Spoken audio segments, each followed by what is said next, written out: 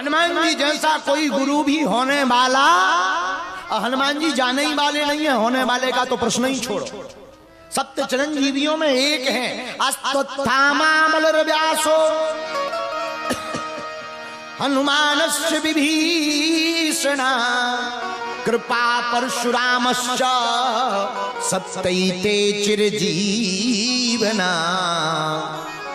हनुमान जी सप्त चिरंजीवियों में एक हैं। हनुमान जी जाने वाले नहीं हैं, आज भी हैं, अभी भी हैं, सर्वत्र हैं, यहां भी हैं, वो कथा सुन भी रहे हैं। क्यों? प्रभु चरित्र सुन में को रसिया राम लखन सीता बसिया। कुछ छोटी छावनी वाले महाराज जी, हम क्या कहना, हमको याद आ जाती है तो कथा के मध्य में याद आ जाती, पर कथा के मध्य में संतों की याद आना अच्छी है।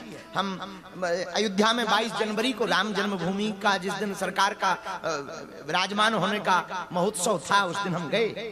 तो रात के समय एक दिन पूर्व 21 तारीख को पूज्य महाराज जी बैठे कानपुर वाले, उनकी आज्ञा लेकर के हम राम जन्मभूमि के अध्यक्ष न्यास के पूज्य जगतगुरु श्री महायोगी सिद्ध बाबा जी के गुरु जी आहा परम पूज्य श्री अनंत श्री विभूषित नित्य गोपाल दास जी महाराज जी, उनके दर्शन भय तो उनकी जो बैठक थी हमें आज भी याद आती है। हमको 2-4 लोगों में कई बार, अच्छा वो अपनी अपनी दृष्टि होती है, देखो यथा दृष्टि तथा सृष्टि, जैसी आपकी नजर होगी नजारे भी वैसे ही दिखाई देंगे। हमको परम पूज्य अनंत श्री विभूषित पूज्य गुरुदेव तुलसी पीठाधीश धर्म चक्रवर्ती पद्म विभूषण रामानंदाचार्य पूज्य श्री राम भद्राचार्य जी महाराज, एक तो इनमें कई बार हनुमान जी दिखाई पड़ते हैं, और दूसरा जब 21 तारीख को रात्रि के समय हम वहां गए और जब हमने पूज्य श्री महाराज जी को श्री राम जन्मभूमि न्यास के अध्यक्ष पूज्य महाराज जी का दर्शन किया, तो जो उनकी बैठक थी वो एकदम बानरों जैसी थी। दूर से ऐसा लगा कि मानो ये कोई हनुमान जी के ही सहयात्री हैं, हनुमान जी के ही साथी हैं, हनुमान जी के ही कोई आसपास के हैं। उनकी बैठक को देख करके हमें ऐसा लगा कि हनुमान जी भी कभी ऐसे ही विराजमान होते होंगे। इसीलिए मेरे प्रियजनों, मेरे नेपाल के प्रिय साधकों, हम तुमको बताना ये चाह रहे हैं कि हनुमान जी जैसा कोई गुरु नहीं है, पर हनुमान जी तुम्हारा कान में मंत्र नहीं दे सकते। इसलिए जिनमें तुम्हें हनुमान जी जैसे नजर आवे उनके चरण पकड़ लेना, उनके आचरण पकड़ लेना, उन संत के चरण से भगवंत और हनुमंत दोनों प्रकट हो जाएंगे। बोलो सीताराम।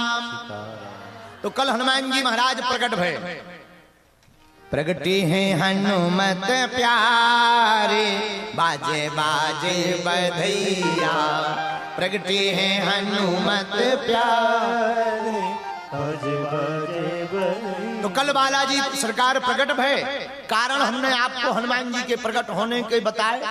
शंकर सुमन केसरी नंदन, शंकर जी ही स्वयं हनुमान जी बनकर प्रकट भय।